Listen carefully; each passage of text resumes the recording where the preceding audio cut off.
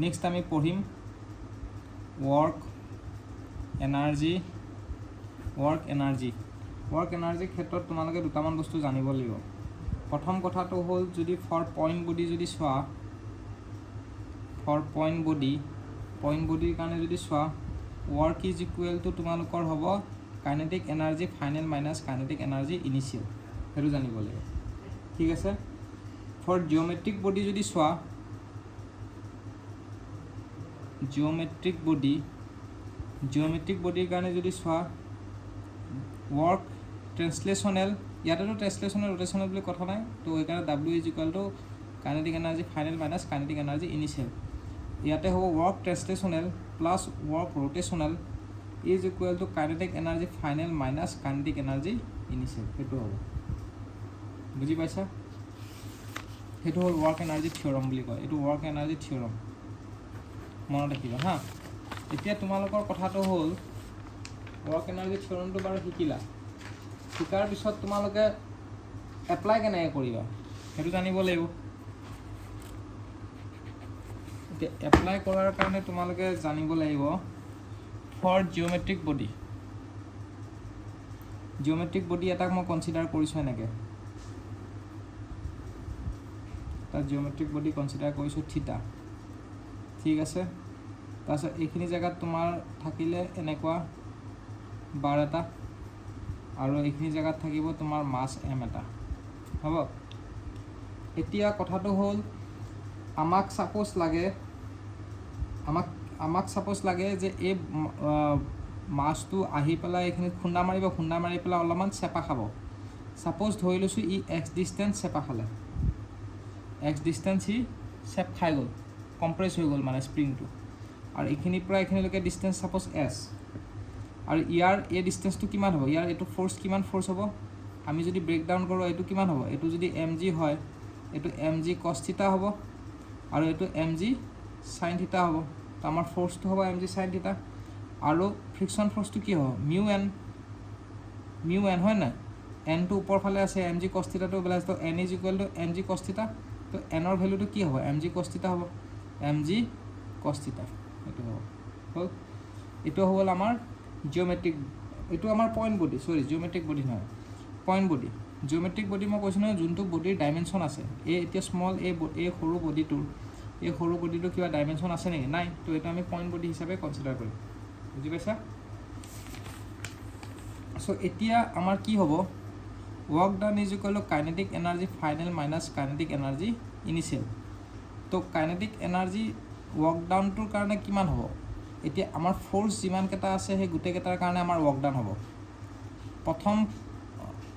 প্ৰথম ফ'ৰ্চটো এইটো আছে ছেকেণ্ড ফ'ৰ্চটো এইটো আছে তো এই দুটা ফ'ৰ্চ আছে তো এই দুটা ফ'ৰ্চৰ কাৰণে ৱৰ্ক ডাউনটো হ'ব প্ৰথম ফ'ৰ্চটো কি হ'ব কোৱাচোন এম জি চাইন থিটা তো আমাৰ ৱৰ্ক ডাউনটো কি W is equal two force into distance হয় নাই তো ফ'ৰ্চটো লিখিলোঁ ডিষ্টেঞ্চ সি কিমান কভাৰ কৰিছে এছ প্লাছ এক্স তো সি ডিষ্টেঞ্চ কৰিব এছ প্লাছ এক্স ৰাইট তাৰপিছত মাইনাছ দিয়া কাৰণ এইটো অপজিট ডাইৰেকশ্যনত আছে ফ'ৰ্চটো তো মাইনাছ দিছোঁ তো m g mu m g cos theta আৰু ডিষ্টেঞ্চ কিমান কভাৰ কৰিছে এছ প্লাছ এক্স হৈ গ'ল আৰু এটা আছে ৱৰ্ক ডাউন কোনটো ৱৰ্ক ডাউন আছে সেইটো ৱৰ্ক ডাউন কোনটো হ'ব প্লাছ হ'ব নে মাইনাছ হ'ব সেইটো ৱৰ্ক ডাউন হ'ব স্প্ৰিঙে যোনটো ৱৰ্ক ডাউন কৰিছে স্প্ৰিংটো কম্প্ৰেছ হৈছে কম্প্ৰেছ কৰাৰ কাৰণে স্প্ৰিংটোৱে অপজিট ডাইৰেকশ্যনত এটা ফ'ৰ্চ দিবনে নাই সেইটো স্প্ৰিং ফ'ৰ্চ হ'ব স্প্ৰিংটো যেতিয়া তোমাৰ এনেকৈ কম্প্ৰেছ কৰিছে ম'শ্যনটোৰ অপজিট ডাইৰেকশ্যনত এটা ফ'ৰ্চ দিব তো সেইকাৰণে মাইনাছ দিব লাগিব মাইনাছ তো স্প্ৰিং ৱৰ্ক ডাউনটো কিমান হয় স্প্ৰিঙৰ কাৰণে ৱৰ্ক ডাউনটো হ'ব কি হয় জানানে নাই হাফ কে এক্স স্কুৱেৰ হয় স্প্ৰিঙৰ কাৰণে হাফ কে এক্স স্কুৱেৰ আৰু kinetic energy initial minus kinetic energy final initially বডিটো ৰেষ্টত আছিলে কাইনেটিক এনাৰ্জি মানে হ'ল হাফ এম ভি স্কুৱেৰ বডিটো ইনিচিয়েলি ৰেষ্টত আছিলে তো তাৰ ভেল'চিটি কি হ'ব 0 তো ইনিচিয়েলি আমাৰ 0 হ'ব আৰু ফাইনেলতো বডিটো গৈ এটা জেগাত গৈ ৰখি গৈছে কম্প্ৰেছ কৰি পেলাই ৰখি গৈছে স্প্ৰিংটোৰ ইমান এনাৰ্জি নাই যে তাক ঘূৰাই পঠাব ফ'ৰ্চটো দি আছে কিন্তু সি ইয়াতে ৰখি গৈছে তো ফাইনেল ভেল'চিটিটো 0 হ'ব, তো দুইটাই 0 হ'ব। তো ইয়াৰ পৰা যোনটো লাগে আমি ওলাই ল'ব পাৰিম, ছাপ'জ এক্সৰ ভেলু লাগে, এক্সৰ ভেলু ওলাই ল'লোঁ, বুজি পালা? এতিয়া ৱৰ্ক ডানটোৰ তোমালোকে নাজানিব পাৰা ৱৰ্ক ডান ক'ৰ কি হয় হা। এই ৱৰ্ক ডানৰ ভেলুটো স্প্ৰিঙৰ কাৰণে মনত ৰাখিবা, স্প্ৰিঙৰ কাৰণে এই ৱৰ্ক ডানৰ ভেলুটো হাফ kx স্কুৱেৰ হ'ব, বুজি পাইছা?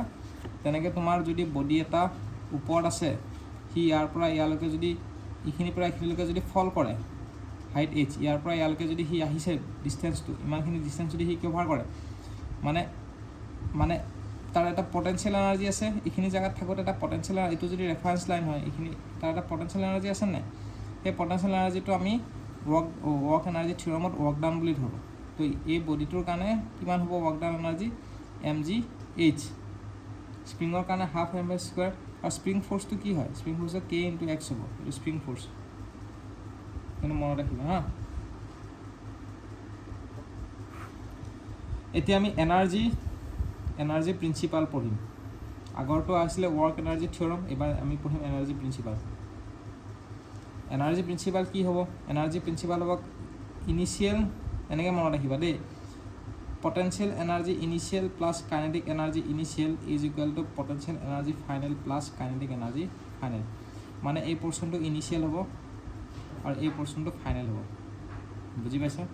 Initial minus final. কিন্তু এইটো তুমি য'ত ত'ত ইউজ কৰিব নোৱাৰা। এইটো কাৰ অল্টাৰনেটিভ হয়? এইটো অল্টাৰনেটিভ হ'ব W is equal to kinetic energy final minus kinetic energy initial.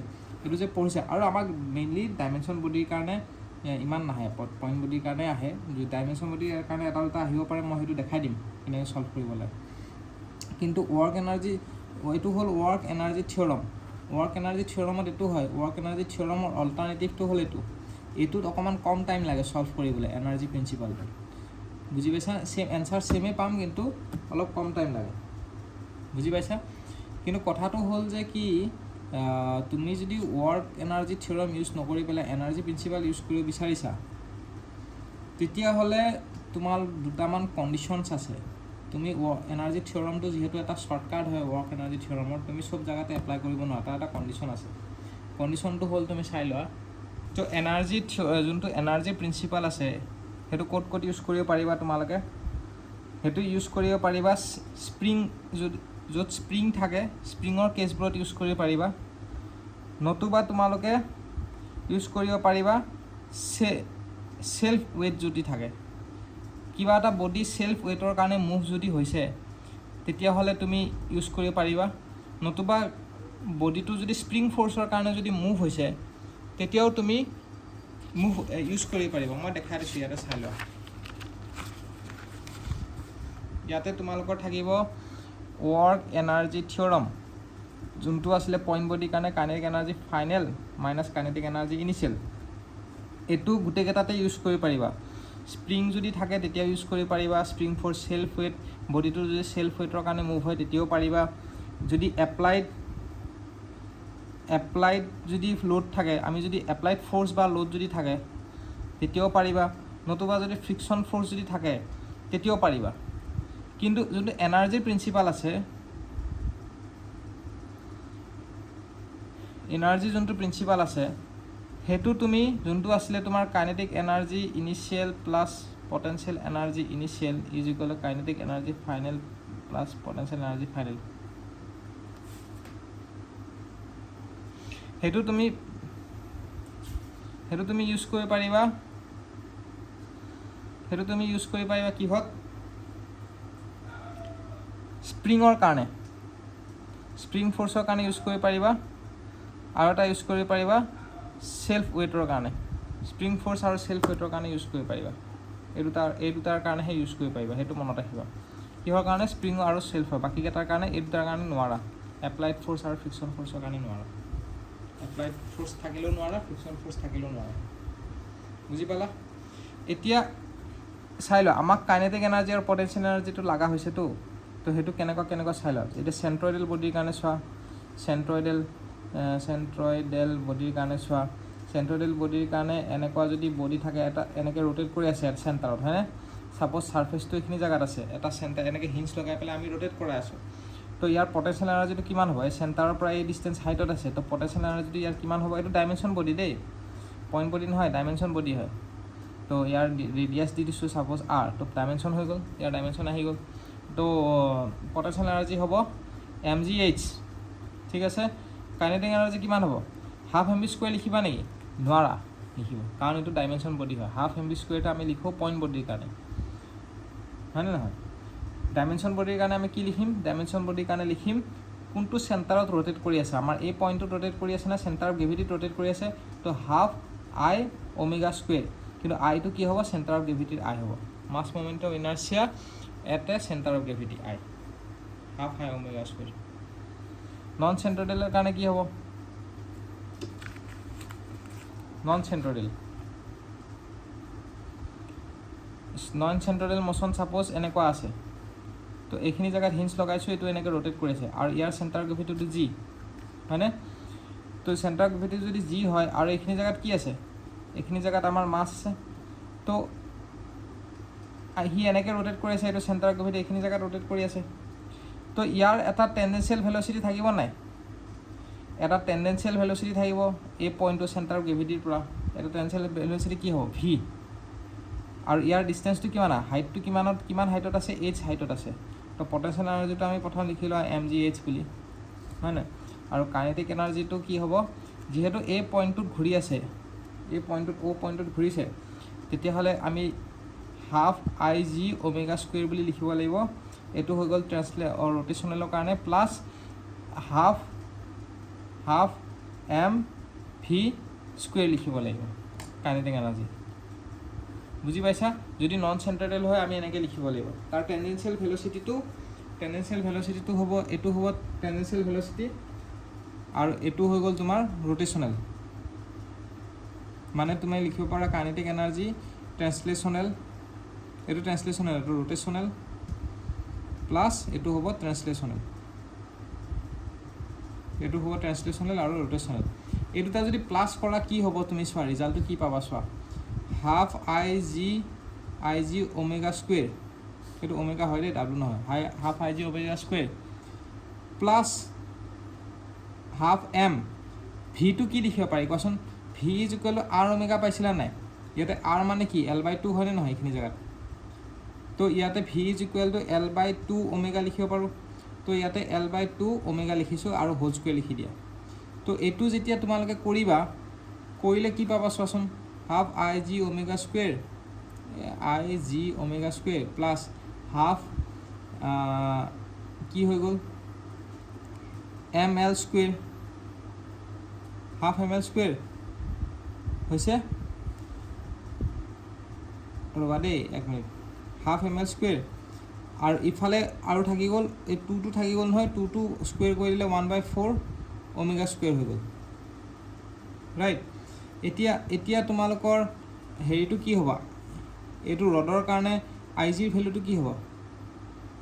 1/1 কি হয়? 1/2 এম এল স্কুৱেৰ হয়নে নহয়? 1/2 m l square omega square plus half m l square plus 1/4